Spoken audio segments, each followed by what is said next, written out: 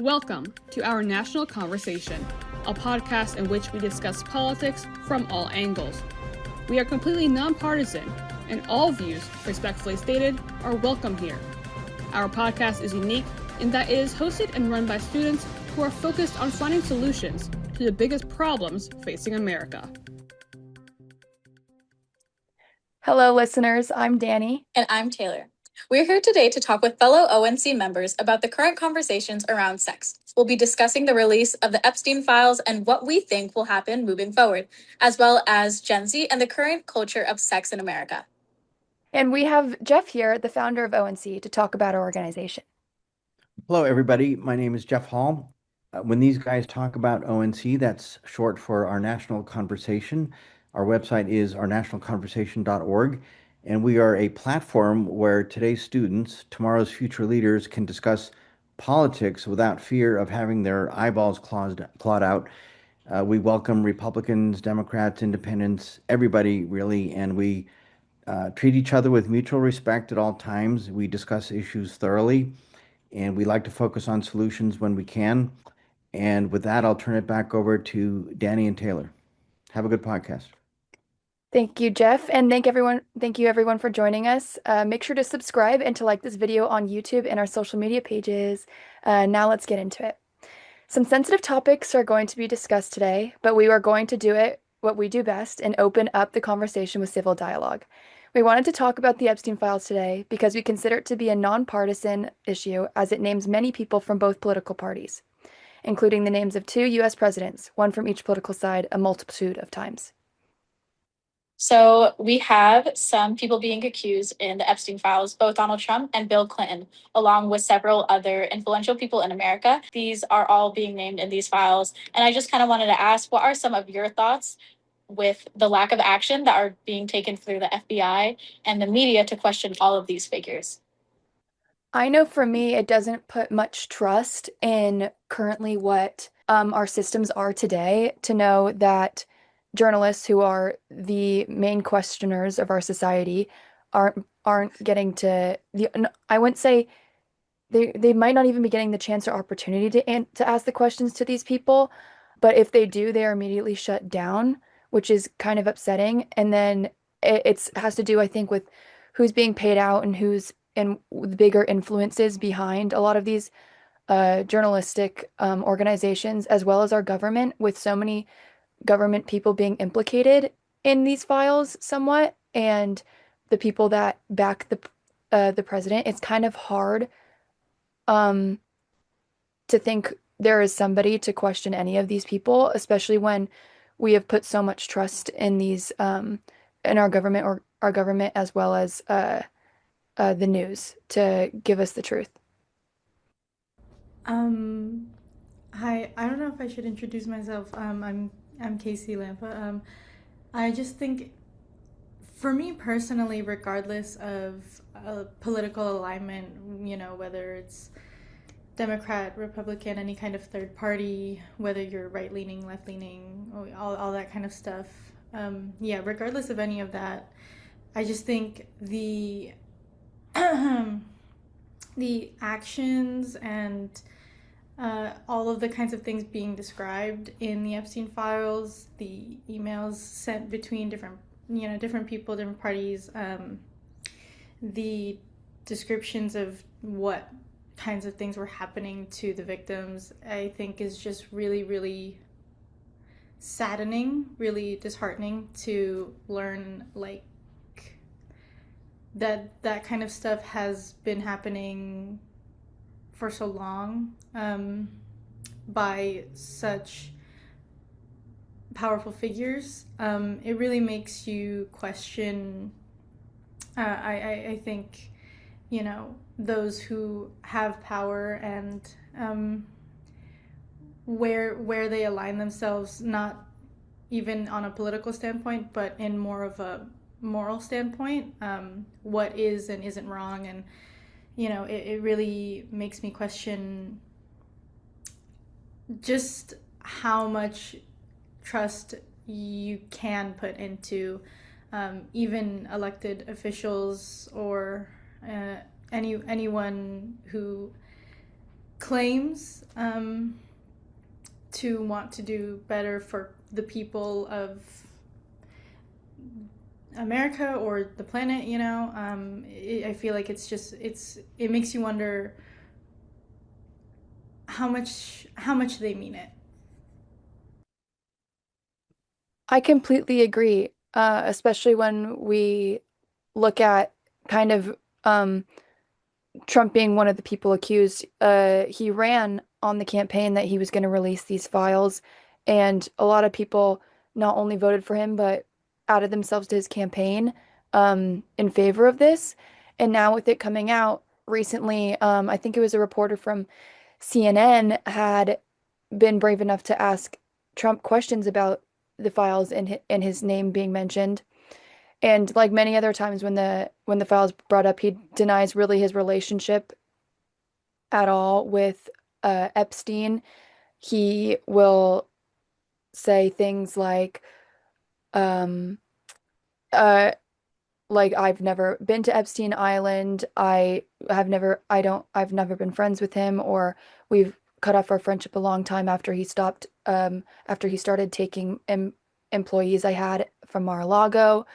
But obviously, what we're seeing in evidence-wise, it looks a lot different. Yes, Epstein might have hated Trump, but it seems that you don't have to just go to Epstein Island to participate in the culture of what was happening. And uh, when he was questioned by the CNN journalist, he had basically implicated we should move on from the files now, even though these are all freshly released. And then had told her that he's never seen her smile since as long as he's known her, and she should smile more. And it just seems like it was redirecting the conversation rather than facing it and taking it head on when this is one of the biggest things I think to hit America in revelation of uh, dirty secrets of the upper class. What do you think, I guess, in response to that, do you think does anyone here think the FBI has done a good job in response to the investigation and ha the uh, accusations being as big as they are?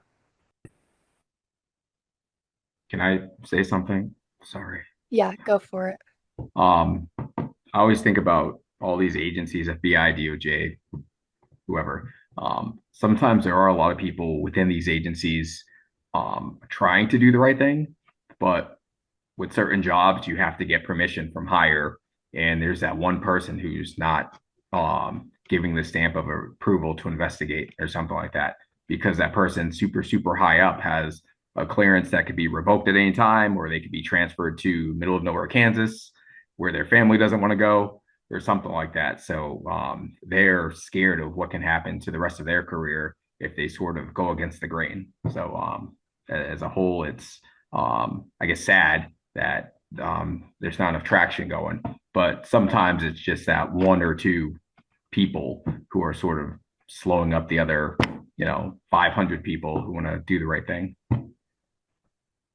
Exactly. And I think it's makes it that much horrifying because it realizes how much power is not in the people's hands. And like you said, those people making things go slower and stopping the approval of things going through. Um, it is just a bit frightening that our somewhat uh, government that we created to be people first rather than the people in our seat in the seats because they're our representatives are taking advantage of being those representatives and using the power to protect themselves rather than the people. I'm kind of going off of what has been allowed to be released. How do people here feel about the redactions that have been made, whether it's names from the files or even photos from images? What are people's thoughts towards redactions?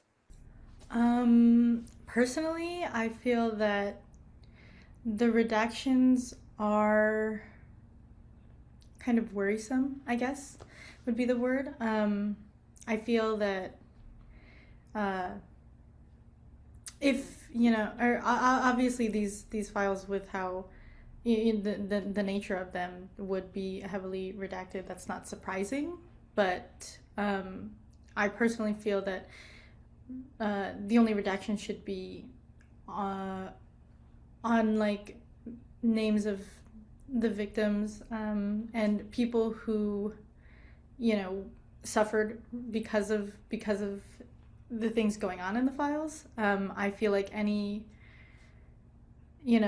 accused of uh, what was going on, any potential perpetrators, I feel like should not have had their names redacted. I know that there are some names that people are wondering, why was this email recipient redacted and stuff like that. I don't think that those names should be taken out because if these files are going to be released, I think they should be released either like in full or as close to as in full as possible, because I think it's a right of the people to know who was causing harm and who uh, was allowing harm to take place. I think the heavy redactions just kind of almost, I guess, make the files being released seem a bit suspicious and incomplete. It feels like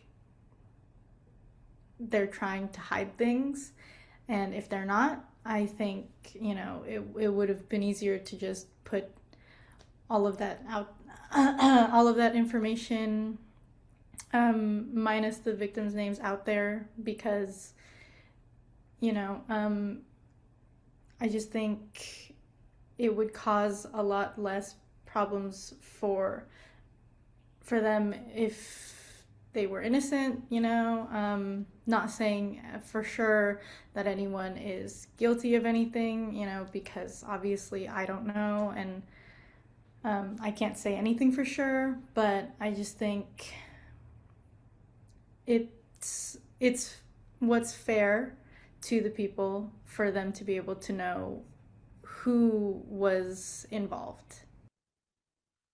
I don't think this is a partisan issue. When Donald Trump was running for president the second time, he made a big point of saying that they're going to get to the bottom of this whole Epstein thing and reveal all the files. And and then he got into office and suddenly he changed his mind. I think it's pretty obvious he doesn't want to reveal the files. And early in his administration, when he got in a big tussle with Elon Musk, Musk said, the reason Donald Trump isn't revealing the files is because he's in the files. Now, we know for sure at this point that he's in the files something like 38,000 times, and that he spent a lot of time with Epstein and exchanged a lot of messages with Epstein. And so when you go back and trace the history of this thing, Pam Bondi at one time said she had all the files on her desk, including videos, and any minute now she'd be revealing all that. Well, then suddenly it didn't happen, and suddenly they were basically saying there's nothing really to see, there's nothing more to talk about, we're shutting this down. And the Republicans in Congress really stonewalled the Democrats on this, saying, no, we're not going to reveal all this stuff. Well, there was an uproar even on the Republican side. Marjorie Taylor Greene, who was pure MAGA at one time, said, this isn't right. These people are victims. We should reveal all of this information, where let the chips fall where they may. And there are a lot of Republicans who support that position. And finally, Congress voted overwhelmingly to reveal the files. And now here we are many months later, and we're getting it in drips and drabs. And a lot of the files are very heavily redacted. They said there were 6 million documents. We've seen 3, and we're still going through that. But what about the other 3? What's in there? Why didn't they reveal that too? It just, to me, feels like a huge, huge cover up. And I don't know who's guilty. And it's too bad all of this ever happened in the first place. I hope we learn from this, and that powerful men in powerful positions with lots of money, stop doing stuff like this. But we'll see. But I think it's clearly the case that the people who know what's going on aren't revealing what's going on. Yes, I completely agree. And it makes me question, after this all comes out, is anything going to change in society to hold these people accountable? Will they face any prison time? Will we have to reconstruct the way our government is to make sure that anyone accused or facing charges such as this actually is held accountable and faces the justice system? Because right now it seems that everything is slow moving. And, for example, Larry Summers, the professor at Harvard, once president of Harvard, went to class to go lecture and apologized to his class after it was put out publicly that he exchanged multiple emails with Epstein and was very involved with Epstein. And he apologized for it, but then he finished with saying, "Now we will continue on with the class." So and he's one of the only people I've heard actually admit and apologize for his actions with Epstein. But then he went back to normal life. I don't know what exactly movements are going to be made, but does that mean and this is a case scenario where the elite are mostly involved and people with a lot of money are mostly involved with being accused in the Epstein files of associating with Epstein and going to Epstein Island. Um, do we think that they're untouchable, and do you think we're going to do anything to change that at all? I personally think that, it is rich people. I think that was the price of admission. If you weren't rich, you probably did not get invited to Epstein's parties or his island. Um, that was just part of the inner circle, if you will. Um, I don't know that laws will be written that will somehow make this kind of bad behavior go away. If you go back to the beginning of time, there's been sexual abuse, and it's hard to imagine human nature changing totally. But I think a smart man today with money, or even without money, would have to think twice or three times before engaging in this kind of behavior or accepting an invitation to a place like Epstein Island, because when the word gets out, which it inevitably does, you're cooked, and I think a lot of these rich guys have strong radar when it comes to self-preservation. I don't think they want the bad press.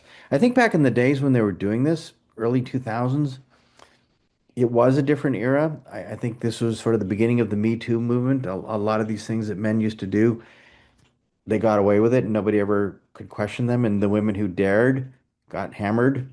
It was very difficult for women to speak up. But I think more and more women are speaking up, and I think more and more men have to listen. Yes, I agree. I think Harvey Weinstein was one of the biggest first cases where a powerful man like that faced the justice system so publicly. At least from my perspective of growing up, of what I was exposed to in media, with the Me Too movement. Uh, that it's kind of hard to see everything at a standstill because it felt like we were in a progressive time to make sure that rich, powerful men were held accountable for doing horrible, heinous things to women. Um, but the lack of action is a bit confusing, and there's a lot of internet dialogue talking about what's wrong with our generation, that we're not having a revolution about this and we're not tearing down the government. And a lot of people are saying we've been breeded to be desensitized. I mean, at least for those born in the 2000s, we were born during wartime overseas. Anything in our history books kind of talked about war and talks about people getting away with horrible things. And with the internet and what we see horrible things every day, we just have kind of treated heinous as normal.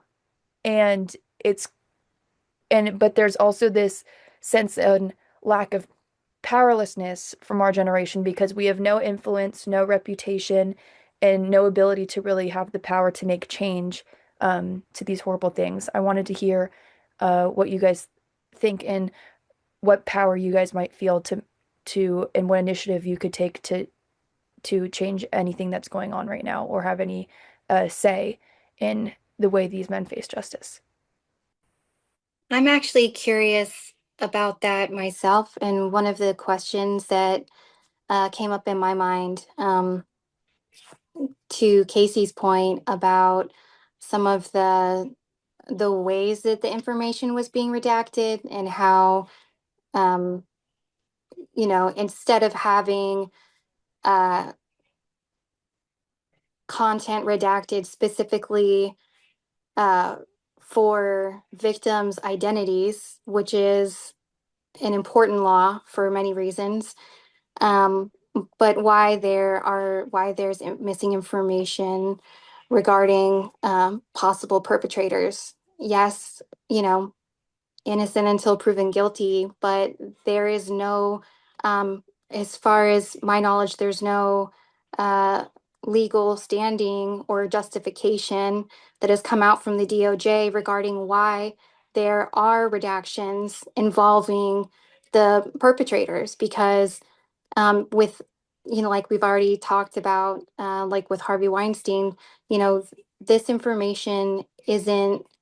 Uh, it should be made available to the public, and especially when it's relating to our government and people in power, especially thinking about um, even just general rhetoric when you have voters who are you know they want um, they want married and faithful and good moral um, representatives for our country.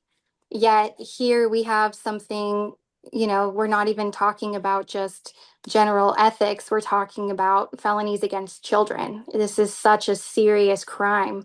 And I think it needs to be taken as seriously as that. And so, as far as what we can do, um, I'm not sure, but, my mind wants to ask, you know, how is there a way that we can, maybe petition to the Department of Justice as far as receiving information that I feel that we are entitled to? Holly, I thought you brought up a really good point. As the people, I feel like we are called to stop treating the exposure as kind of like our finish line for this. Like, we already hear it, but moving forward, it's not just about the awareness.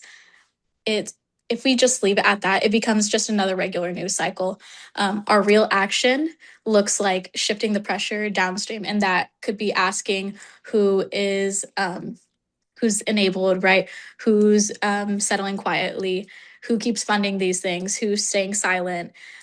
By doing all of these things, I think that truly supporting the investigation, like in a journalistic way, we are able to like move forward questioning these institutions instead of obsessing over this kind of like story that's going on over the individual like villains of this when we see these powerful figures rebranded without taking full accountability.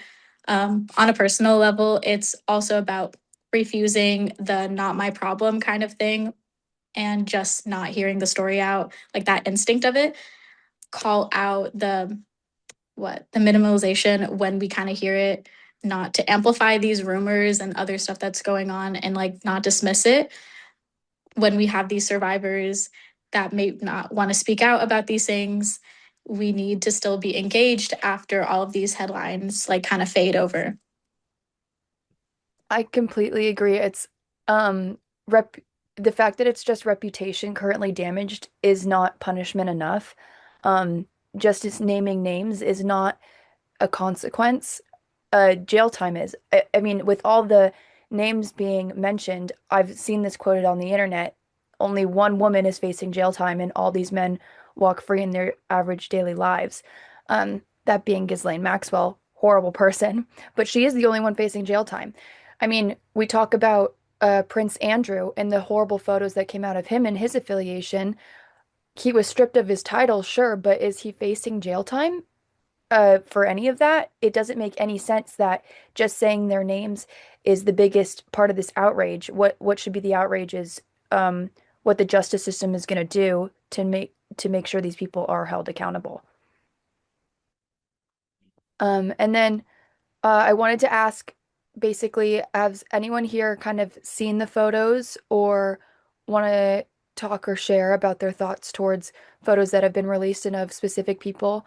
Um, Specifically, maybe Bill Clinton, who was a US president, or Trump, because I just think that it's crazy that both of them have sat in as the diplomat of the United States, our main representative, and have been some of the closest ties through photos to Epstein. Just wanted to get everyone's thought on that. I don't think it can come as any big surprise that Bill Clinton would be included in this. Donald Trump too. I mean, they both have reputations going way back for being horn dogs and womanizers, and Bill Clinton in his first administration lied under oath, saying he didn't have an affair with that woman who was Monica Lewinsky, his intern.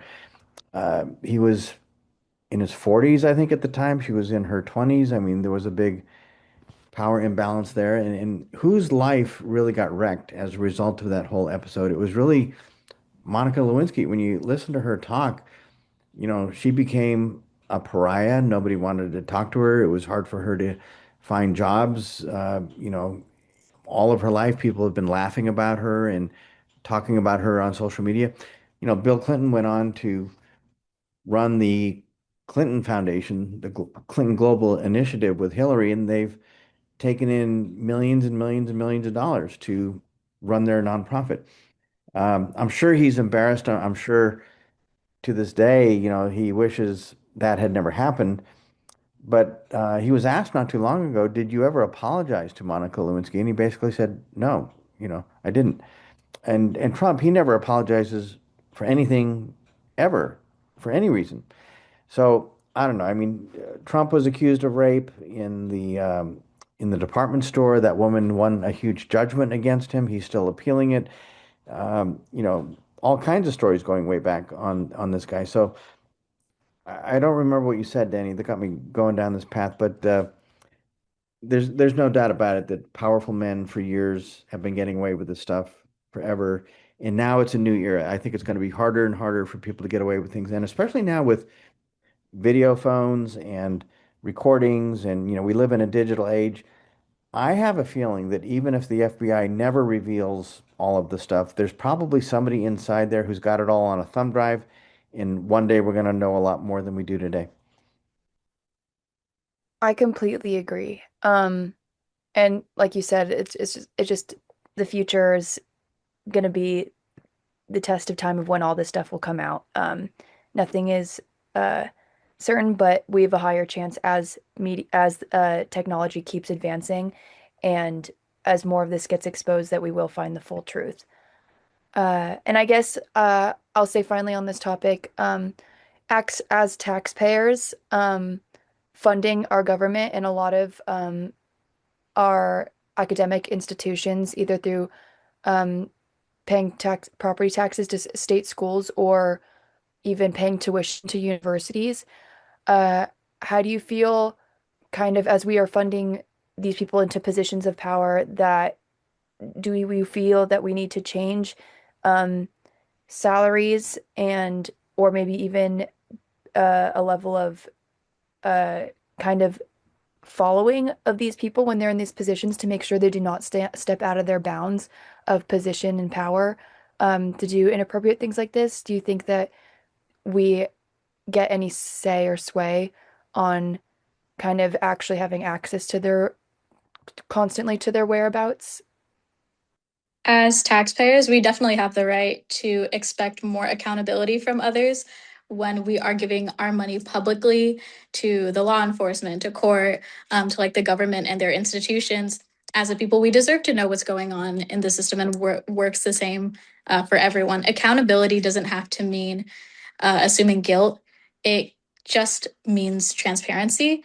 And if someone is in way too much power and is named, there should be clear and direct answers on whether it's being investigated and why this action is or isn't just taken.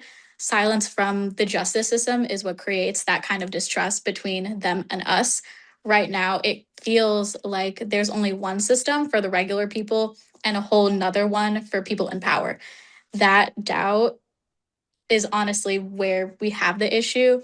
If our tax dollars and our money is being funded into these things, the process should be very fair. It needs to be very clear and just visible. It shouldn't really be like a deal about our status or influence that have a part to play in it. I completely agree. If anyone has any last comments they wanted to say about the files in our discussion so far, please feel free to do so now. Okay. And then so with that, I want to say this was a really heavy topic, and thank you for keeping the dialogue really respectful. I'm glad that we could all have an understanding of one another's perspectives and that we might have learned a little more today about what's currently going on. I thought we would shift focus now to something a bit more relatable to uh, students and a lot of Gen Zers, but would love any input. We want to talk about the current culture of dating and sex. So I did want to start off with how would some of you maybe define what dating and sex culture is like in the US for young adults right now? First, I always try to define the word date or dating. I think it's the um, potential pursuits of the suitability in another partner for a long term thing. And then everything else kind of goes from there. Suitability meaning, is this person right for me? Am I right for them? Given all the external factors. So that's usually what I think about, at least the definition of dating. For me, I'd say the culture is a lot different than it had been in the past, and I think a lot of our generation, especially with Gen Z going up to around like later a little bit later 20s now, are not so majority, at least from my perspective, are not so urgent to get into anything concrete uh within their 20s or even later, just because it seems that we're in a place of disconnect. And it's strange because we have the most ability to connect with having phones and the internet, but I think it's been somewhat damaging in a way, because our dating and sex culture, I think, can be defined as a lot of internet connection. When you have and um, these dating apps or and just DMing and texting, you can connect with anyone all over the world, but you don't have actually genuine in-person connection. Everything can be kind of rehearsed. And I think I would define dating and sex culture as rehearsed and I would say with unconventional intentions. Um, and in that way saying, people approach things being like, oh, I want to even if they like somebody, they're like, oh, I want a situationship. I can't commit to anything hands down right now. Or uh the hookup culture of kind of like even if it's like a good connection, we're not going to see each other again. It's a lot of people in an era of working on themselves a lot of the time and kind of forgetting to or not finding it so important in their young adult life to establish long-term relationships and rather prioritize success, which is not bad, just especially with where we are at the world right now, where there's kind of a job market crisis, housing's expensive, tuition's expensive, and we're not making, and Gen Z isn't really making enough money to even fully take care of themselves. How could they focus on a relationship? That's kind of how I view it. Anyone else have anything to say on that? Yeah, I was going to say if I could define like dating and sex culture for Gen Z today in one word, it would probably just be complicated. It's very, very complicated because of a lot of the reasons that you mentioned, Danny. It's just, it's a lot of, I feel like, uncertainty for a lot of Gen Z about, their own future. And so I think, like you said, a lot of people are kind of more focused on themselves, how their personal future is going to look, and how to pursue like their career aspirations, or just even just making enough money to sustain themselves on their own. Um, I've seen a lot of videos on social media about like Gen Z who work 2 or 3 jobs and still have to live with 3 to 5 roommates because they don't make enough money to live on their own and pay all of their own bills and pay for gas in their car and um, so I think a lot of people are just a lot more focused on their own life and figuring out how to live it than they are on sharing that life with a romantic partner, because I think it just adds another, like, I guess, layer of complexity to a person's life to you know be with a partner. I think there are a lot of people who can figure it out and who can handle it, but I think there are also a lot of people in Gen Z who are struggling enough figuring out how to take care of themselves that is enough stress for them. I totally agree. And it's a lot different than, how it was for past generations when it comes to accessibility to getting your life started at a young age. Another question I was going to ask is, how do you compare our generation um, dating and sex culture to kind of the boomer generation that started the sexual revolution? What were some of the contributing factors that made us so different to them?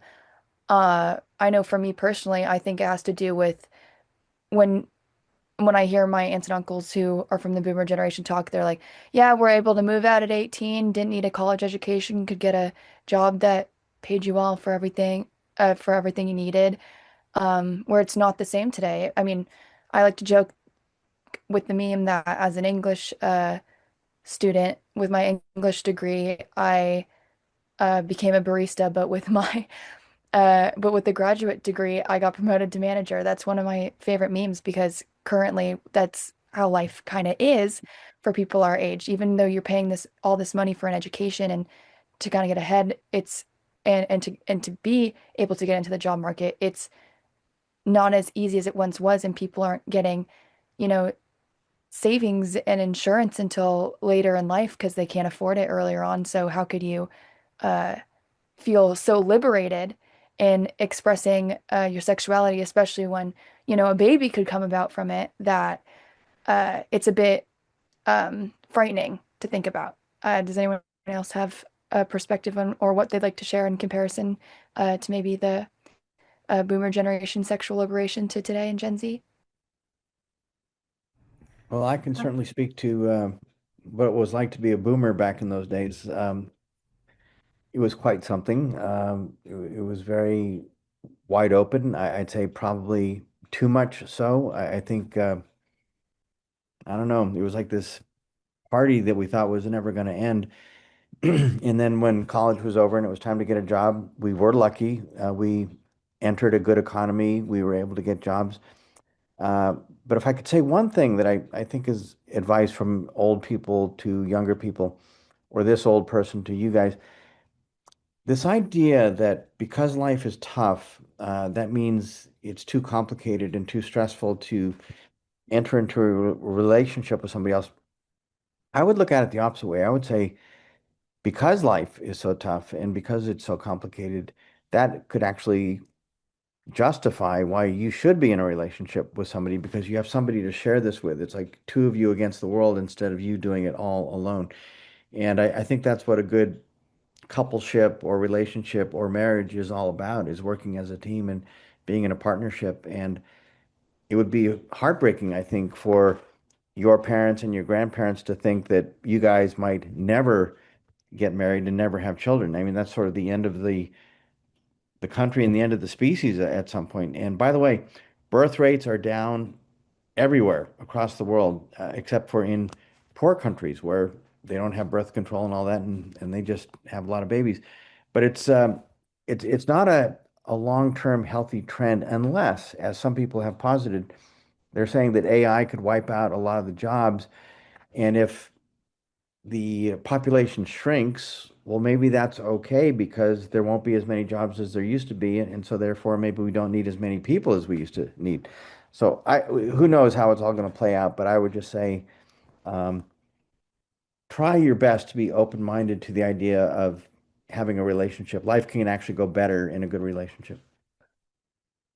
Jeff, you brought up a lot of points that I kind of wanted to address, but something that caught my attention was that even with all the stress going on, that it would be nice to have a partner. And I think, like, hypothetically, yes, it would be.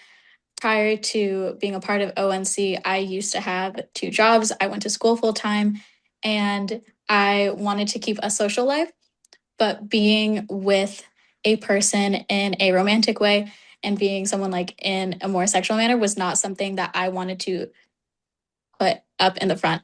That was something that I felt that I had to figure out later with being in school and having two jobs. It was very stressful and I didn't see the importance of it because that is something that I felt like I had to push back because of what was going on economically. I need to, like, my goal would be I want to have a house. I want to have a stable job. I want to be able to have all of these things. But in order for me to do that, I have to line myself up first. For me, it's hard to even imagine myself with someone if I'm not in the position to carry myself forward first. Of course, any prospective partner might be in the same position himself, herself. Everybody's struggling. You might as well struggle together. I mean, that's just this old man talking to you guys. I think otherwise, what are you going to do? I mean, you know, in my generation, it was the beginning of women's lib, and a lot of women went on to become lawyers and doctors and professionals and all that stuff. And then they didn't get married because they were so busy with their professions. And then one day they kind of woke up in their mid 30s and maybe even 40s and said, "Oh my God, I never got married. I never had children." And so they didn't. And trust me, a lot of them have regrets about that. And a lot of women from my generation thought they could have it all, that they could have the lifestyle they wanted, they could be married, they could have kids, they could have their job. But most women struggled. They decided later that it was okay to admit you really can't have it all. You can't have it all at once, and you can't have it all be good. So I don't know. There are a lot of pressures, but there always have been pressures. So I guess as individuals, we just have to make our best choices. I think a You know, lot of, oh, sorry. if I could ask you guys a question, I mean, do you guys date at all? Is there a dating culture in college or among young people, or is everybody just doing what you just described, which is to hunker down and do your own thing and try to get your act together first before you can even consider such a thing? There definitely is a dating culture. I wanted to get to that point as well. It is, though, I would say a lot more dating app based. If anyone is actively looking for a relationship, they tend to go on the apps where, a lot of conversation can be rehearsed and whatnot. But I know a lot of people that have had successful relationship out of the dating apps. But I think it ruins the fluidity that once was to meet people out in public because now people are not comfortable approaching other people. Human connection is not made in public spaces. It's made more on the internet than 5 feet apart from one another. Um, that that has also been ruined. And you know, with that saying, with the confidence, people being only confident to DM on the internet, there's no saying that they'll even meet in person because they may chicken out. So I think it's just people's in-person confidence has lowered and because of that, and no one really goes to, I feel like, bars anymore and sees people actually meeting there and going to hang out later or exchanging numbers.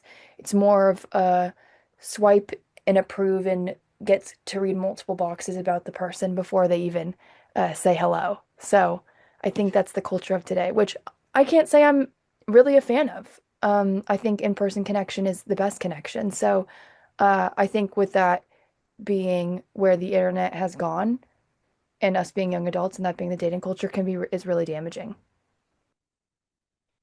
I think in person is always the best in all circumstances. Job interviews, collections of people like ours here at ONC, dating, working, it's much better face to face. COVID, I think, had a lot to do with shutting the world down. I used to have an office. We rented space. We had people over there. It was lively. It was fun.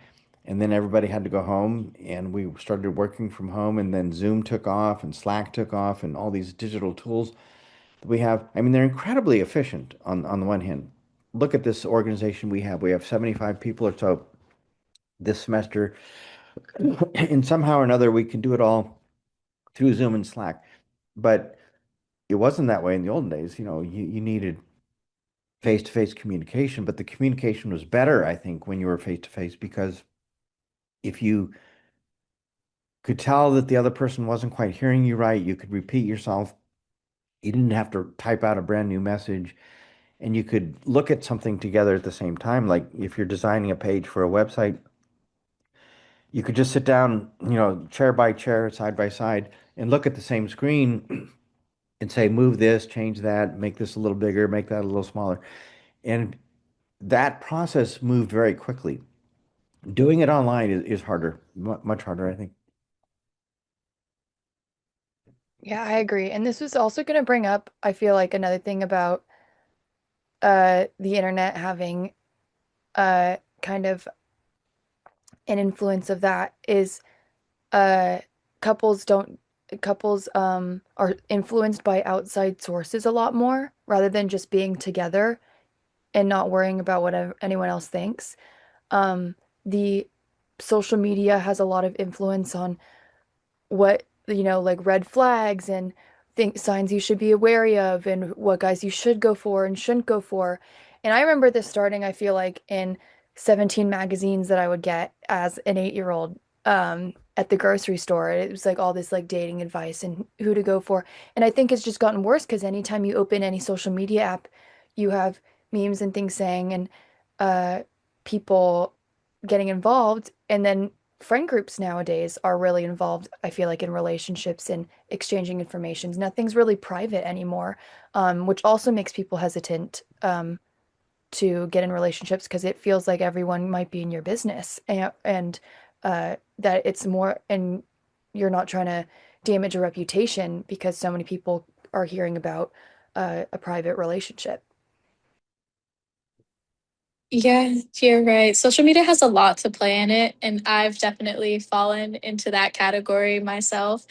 The whole, I used to be very self-conscious of soft launching my boyfriend if I had one on social media. There's a lot of new social norms being put in place with specifically like Gen Z taking a part of it, but social media has totally changed the way that like the dating culture is seen now. You don't want to show too much online, but with your friends, you basically exchange all of their information. You'll stalk their pages with your friends. You'll do everything, finding out the most. I know with some of like my roommate and I, when there would be people that we want to talk about, there's so many resources to like not only look them up, but look up family. And it can be a very scary, but people just are so not private anymore. There's all this information out. And if you're looking for anyone, all of your business is out there. The whole dating scene online, there's no like, I don't know, there's no privacy. I never see a couple or anyone being able to properly hold themselves in their own like circle or bubble without going completely offline. I also wanted to say, with the internet being an influence to who we date and a say in our relationship, um, there's the element of politics of people not dating outside of their political party anymore. And it has a lot to do with the way the country is divided. It kind of got that way because of the everyone's ability to discuss on the internet and argue and disagree, that even political stances are so public when you can see what photos people are liking and whatnot.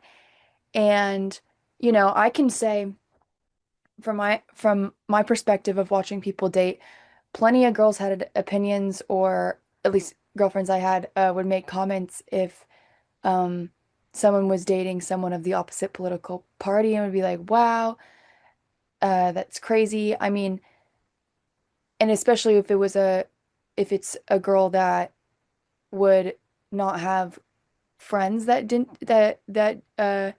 not agree with their political party. Like, let's say I had a girlfriend who's a Democrat. She wouldn't be friends with any other girls that were Republicans, but then might date a Republican. And that was like a big whoa thing. That's like more current today, that people don't date outside their political party. And I think it has a lot to do with the internet.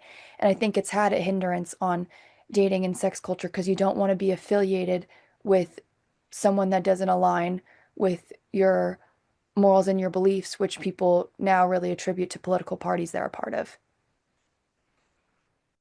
There's this whole trend on TikTok that I've been seeing where people will look up a person of the opposite like political party and they'll see if they have neutrals, and they'll mass unfollow all of their friends or who they thought they were like close with because of their political party. And people are saying, oh, I'm in enemy territory because they're looking at someone else's page who they follow that they just don't agree with. This is troubling, and I've heard this too before, that women tend to not like Donald Trump in your age cohort, and men tend to really like Donald Trump. So there's a schism there. So how do you overcome that? I think we're going to be in this political divide for a while. Here at our national conversation, we're trying to do something to address that, but this is not going to be an overnight fix. But if men and women can't get together because of their political differences, and if the men are going one way and the women are going another, who is going to get married and have babies, and who is going to keep our country going?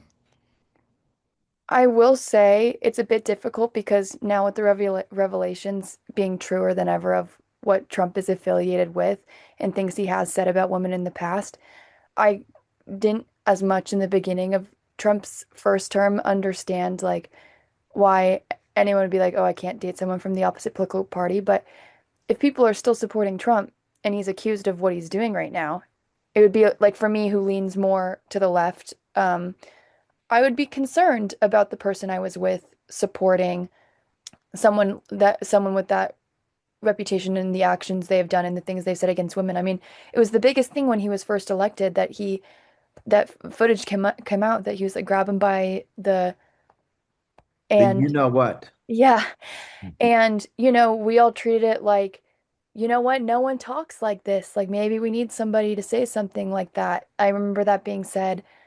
He's carefree. He just doesn't, he's from the older generation, but he's saying that, and then these actions are coming out of his affiliation with the Epstein files. It's accused, but it looks pretty damning evidence. I mean, I personally couldn't blame any woman for not wanting to be with a man that liked Trump, after with this information coming out. Yeah, you're looking for if you're looking for a partner that you want to have children with, and you are basically screening them to be the potential partner in your life, the person who's going to be taking care of you when you're older, the person who's going to raise a child with you, the person who's going to help you raise that child into a well-rounded adult. And if there's if there's any concern, um, or if there's any chance that they're supporting or complicit in crimes against children, or don't even seem bothered or perturbed by it, I mean, I personally see that as a red flag. Yeah, I believe if politics could go back to where it was, where our representatives or candidates from each side were more diplomatic and maybe had a better reputation in way of speaking and not affiliated with people like Epstein. I can't say really like the past, because if there was Bill Clinton who was very heavily with Epstein affiliated, but It starts with, I think, just making sure we have representatives that have respectful dialogue themselves. Like we've learned is so necessary to have political discussions, because I think that will maybe get rid of the gap and the inability to date outside the political parties. And then for our last question of the day, I wanted to ask, do you think money and the job market has a lot to do with dating today? I personally think that money is a big factor in current relationships. For fun, my friends and I were just looking into getting an apartment and seeing how many of us would need to work, what our salary would be, how much money we're going to put into. We are from SoCal, and just for fun, if we were to rent a house, which would be almost the same as the on average rent, four of us would need to be working at McDonald's full time for us to pay that off. If we were to be in a relationship and just have one partner, we would need to have extravagant jobs to be able to not only just keep the house, but to pay the bills. Then that would go into, if we want to have a kid, furthering those expenses. If we want to have fun, dating isn't just being in a relationship and enjoying these moments and having someone to go through these hardships. It's thinking about it more realistically. And it's a very heavy conversation, but these are things that we need to pay attention to. So I personally think that if I were to take things seriously and move forward with someone, I would need to think how I would have to economically like go keep myself in a job and manage my time with my partner. I also feel that money and like the job market do have a lot to do with dating culture, just because like there are some people who are more career oriented and who are more focused on making their own money and being successful in their job, and who want to focus on that before they focus on getting into a relationship. Obviously, lack of income and issues with the job market are going to hinder any interest in pursuing a romantic relationship. But also for those who are in romantic relationships or who want to pursue romantic relationships and get married, have children, I still think money is also a huge factor, a huge issue, because weddings are expensive a lot of the time. If you want to have a big ceremony with all of your family, all of your friends, it's expensive to get a venue, get a band or a DJ, pay for the flowers, all of the food at the wedding, and then even just paying for the invitations that you send out could be very expensive. And then even more so, the cost that it takes to have a child and raise a child all the way up till they're 18 years old is very expensive. I have classmates from high school who are having children right now, and the first thing that I think when I see them announcing that is, oh my gosh, how are they going to afford that? And then the second thing I think is, but that's great that they're having a child. I'm really happy for them. And I think the fact that the first thing that comes to mind before a congratulations is, how are you going to afford it, shows that money is a huge factor in dating today, because I think money is just a huge factor in everyday life. It's such a huge part of living day to day. It's bound to influence every aspect of your life, I think. So I do feel that money and the job market are huge in dating, just as they are in every other aspect of life. I really agree with what you said there, Casey. It's like we want to continue the traditions, but we can't afford the traditions. All right, well, I want to say thank you everyone for joining today. I really appreciate all the dialogue, and it was really fun getting to talk to you guys. Thanks so much, and see you next time.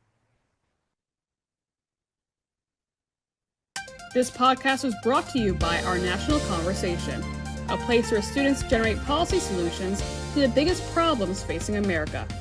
Join us in freeing political dialogue from hyperpartisanship. To learn more about what you heard today, check us out at ournationalconversation.org. You can also follow us on social media at Our National Conversation to show your support and keep up with our latest efforts.